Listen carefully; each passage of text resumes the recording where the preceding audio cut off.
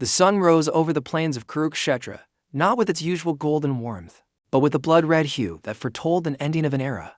To vast oceans of steel and flesh stood frozen in time, waiting for the final horn that would decide the fate of Bharatayudha for 1,000 years. On one side, the Pandavas stood as the pillars of Dharma, led by the silent strength of Yudhishthira and the divine, enigmatic guidance of Krishna. On the other, the Kauravas held their ground with the stubborn pride of Duryodhana and the tragic, burning loyalty of the world's greatest archer, Karna. The air was thick with the scent of sacred incense, the dry smell of churned earth, and the underlying metallic tang of iron that had already tasted blood. Arjuna, the wielder of the celestial Gandiva bow, sat in his chariot, his eyes fixed on the horizon where his own teachers and kin stood ready to kill. Behind him, the mighty Bhima gripped his massive mace, his breath like the low growl of a caged tiger ready to tear through the ranks of the enemy. Across the field, Karna stood atop his golden chariot, his armor shimmering with a light that seemed to defy the grim, dusty morning of the 18th day. He knew his destiny was tied to this dust, yet his hand did not tremble as he reached for a single, feathered arrow that hummed with a life of its own. The conch shells suddenly roared in a terrifying chorus, a sound that tore through the silence and signaled the beginning of the end for the Kuru dynasty. Thousands of horses charged at once, their hooves beating a rhythm of war that shook the very foundations of the earth and the hearts of men. The first wave of arrows crossed the sky like a swarm of angry locusts, blotting out the sun for a fleeting, terrifying moment of shadow. Arjuna commanded Krishna to drive the chariot into the thick of the fray, his white horses galloping like spirits of the north wind. Every twang of the Gandiva strings sent a bolt of light into the Kaurava ranks, clearing wide paths through walls of shields and iron spears. But for every warrior Arjuna felt, another appeared, driven by the desperate, frantic command of Duryodhana to hold the line at any cost. Drona, the master of arms, fought with the precision of a man who had forgotten the meaning of age, his arrows never missing their intended mark. He looked at his favorite pupil, Arjuna, with a mixture of divine pride and mortal sorrow, knowing only one of them could leave this field alive. The clash of swords against bronze shields created a symphony of destruction that drowned out the cries of the fallen and the prayers of the dying.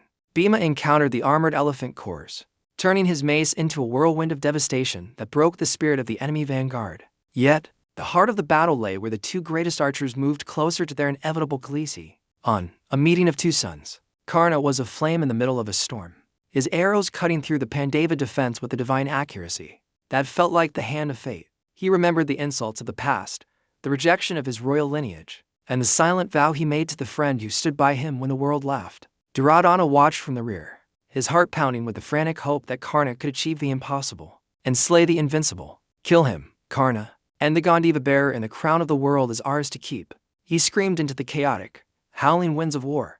Krishna, the charioteer of the world, smiled a secret and terrible smile. Knowing the weights of karma were shifting with every passing second of the duel, he steered the chariot with divine grace, avoiding the invisible traps set by the Kaurava generals and the deep pitfalls of the broken, bleeding earth. The sun reached its zenith, casting no shadows on the ground, as if the cosmos itself was holding its breath for the final showdown of the age. Arjuna finally saw the golden banner of the elephant, the sign of Karna's presence, and signaled for the final, fatal approach. The two chariots began to circle each other like celestial predators, the dust rising in a choking vortex around their lightning-fast path. "O son of Kuni," Karna shouted over the roar of the wind, "today the world shall finally know who the true master of the bow really is." Arjuna did not reply with words. He let an arrow fly that hummed with the concentrated power of the thunder god Indra himself. Karna countered with a shaft that burned with the white heat of the sun, the two colliding in midair and showering the ground in blinding sparks. The duel was not merely a fight of skill, but a clash of two different philosophies of life, honor, and the meaning of a man's word. For Arjuna, it was the heavy, cold burden of duty. For Karna, it was the fierce fire of a man proving his inner worth against the gods. Suddenly, the ground beneath Karna's chariot began to soften and groan, an ancient curse from a forgotten past finally claiming its due. One wheel sank deep into the mud, tilting the golden platform and throwing Karna's perfect aim off by a fraction of a life-saving inch. He leaped down, his hands grasping the muddy wood, trying to lift the weight that felt like the accumulated sins of 1,000 years. "Wait," Karna cried, looking up at Arjuna. "It is against the eternal code of warriors to strike a man while he is unarmed and grounded." Arjuna hesitated, his bow arm lowering as the ancient laws of chivalry and the memories of childhood games whispered in his mind. But Krishna turned his head, his eyes burning like twin suns, reminding Arjuna of the cold-blooded injustices that led to this final moment. Where was this code when Abhimanyu was trapped? Where was it when Draupadi was dragged by her hair and insulted in the Hall of Kings? Krishna asked. The memory of his fallen son ignited a cold, ruthless fire in Arjuna's heart, drowning out the voice of mercy and the hesitation of his soul. Karna knew then that the end had arrived, but he did not beg for his life. He stood tall, accepting the turning of the wheel of time. Arjuna pulled the Gandiva to its absolute limit, invoking the Angelica weapon, a celestial arrow forged for the final strike against evil. The arrow left the string with a roar that silenced the entire battlefield, a streak of pure light that severed the thread of destiny forever. Karna fell, his spirit returning to the sun from which it came, leaving a void in the air that even his enemies felt in their very souls. With Karna's fall, the spirit of the Kaurava army shattered like a mirror hitting stone, the pride of the clan dissolving into panic. Duryodhana retreated to the woods alone, a king without a kingdom, a friend without his greatest protector, a man haunted by his own ego. Bhima pursued him through the twilight, his footsteps echoing like the drums of doom through the silent, mourning trees of the forest. The final duel took place by the side of a hidden, glassy lake, where the two titans fought with maces that could crush mountains into dust. Every strike was a memory of a childhood rivalry, a bitter, poisonous grudge that had fermented over decades of envy and perceived slights. Finally, with a strike that broke the rules of the mace but served the higher truth of the war, Bhima brought the tyrant down to the earth. The battlefield fell into a ghostly, heavy silence as the sun began its final descent into the western horizon, leaving the world in shadow. The great warriors lay scattered like broken toys, the kings and the paupers sharing the same cold, indifferent embrace of the red earth. Yudhishthira walked through the ruins of his family, his golden crown feeling heavier than any mountain he had ever climbed in his life. He realized with a shattering clarity that victory in Bharatayudha was not a celebration, but a profound and eternal realization of loss. The women of the Kura clan entered the field with torches, their cries of lamentation rising like a cold mist over the bodies of the dead. Gandhari, the mother of the fallen 100, cursed the very ground she walked upon, her heart broken beyond any hope of repair. Arjuna stood by the sacred river, washing the blood from his hands, but the deep stains on his soul remained as dark as the night. Krishna stood beside him, the moonlight reflecting in his eyes, looking peaceful despite the carnage they had both witnessed and caused. Was it truly worth it, Kesava? Arjuna whispered, looking at the thousands of funeral pyres being lit across the darkened plain. Dharma has been established, Krishna replied softly, but the price of truth is always paid in the blood and tears of the brave. The story of the Bharatayudha is not just a story of a war between two families or two rival clans for a throne of gold. It is the story of every human heart, torn between the path that is easy and the path that is righteous. It is the story of how even the greatest of heroes must face the silent, heavy consequences of the choices they make in the dark. The age of heroes was ending that night, and the age of men, with all its flaws, struggles, and small victories, was beginning. The spirits of the fallen warriors were said to ascend to the heavens, leaving behind a world that was forever changed, forever scarred. Ashwathama, the vengeful son of Drona, wandered the edges of the camp, a shadow of pure hatred that refused to fade into the light. He committed one last act of darkness, a desperate and cowardly attempt to erase the future of the entire Pandava bloodline.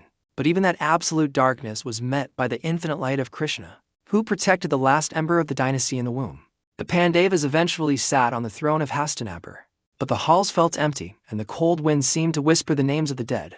They ruled with wisdom and a heavy justice, trying to heal a land that had been scorched by the fires of hatred for 18 days. But as the long years passed, the call of the high Himalayas began to pull at their weary, aging spirits like a tide. They knew that their time on this earth was merely a bridge, and they had finally reached the other side of their earthly duties. One by one, they began their final journey, walking towards the white peaks where the gods were said to reside in eternal silence. Yudhishthira led the way, his steps firm and certain, followed by his four brothers and the faithful, resilient Draupadi. The path was steep, and the air was thin as ice, testing their resolve as much as any battle ever fought on the plains of Kurukshetra. Along the way, they began to fall, their earthly bodies unable to sustain the climb into the thin, divine realms of the sky. First fell Draupadi, then Sahadeva, then Nakula, each leaving a piece of the great story behind in the swirling snow of the mountains. Arjuna, the great archer who had conquered the world, fell next, his bow long since laid to rest, his journey finally reaching its conclusion. Bhima was the last of the brothers to fall before the summit, leaving Yudhishthira alone with the stray dog that had followed them from the start. At the golden gates of heaven, Yudhishthira was tested one last time, asked to abandon the loyal animal if he wished to enter paradise. "I cannot leave one who has stayed with me when all others fell," he declared, his voice echoing with the truth of his entire life. The dog transformed into Dharma, the god of righteousness himself. and welcomed the king into the eternal, blinding light. There, in the halls of the gods, he found his brothers and even his enemies, all reconciled in the higher understanding of the cosmic play. The War of Bharatayudha remains a testament to the beautiful and terrible complexity of the human condition. It teaches us that no hero is without a shadow of flaw, and no villain is without a reason for his long descent into the dark. It reminds us that the bonds of family can be the strongest armor we wear or the sharpest blade that pierces our own hearts. Through the long centuries, the names of Arjuna, Karna, and Krishna have echoed in the songs of poets and the dreams of the wise. Their lives serve as a mirror for us all, reflecting our own internal battles between the ego of the self and the enlightenment of the soul. Every arrow shot and every drop of blood spilled on that field was a harsh lesson in the transient, fleeting nature of power. The true victory was not the seizing of the throne of Hastinapur, but the preservation of truth amidst a vast and rising sea of lies. The dust of Kurukshetra has long since settled, and the fields are green and peaceful once more under the morning sun of a new age. But if you listen closely to the wind at twilight, you might still hear the ghost of a conch shell blowing across the empty plains. You might see the flicker of a golden chariot in the corner of your eye, racing forever against the setting sun of time. The legacy of these heroes lives on in every human heart that chooses courage over fear, and the path of duty over the path of desire. For the final battle was not just for a kingdom, but for the moral compass that guides all of mankind through the darkness. This was the end of the legend, but the beginning of an eternal wisdom that survives the passage of time and the falling of empires. Thank you for watching. Please comment, like, share, and subscribe to Channel Storycraft Studio for more epic journeys into the past.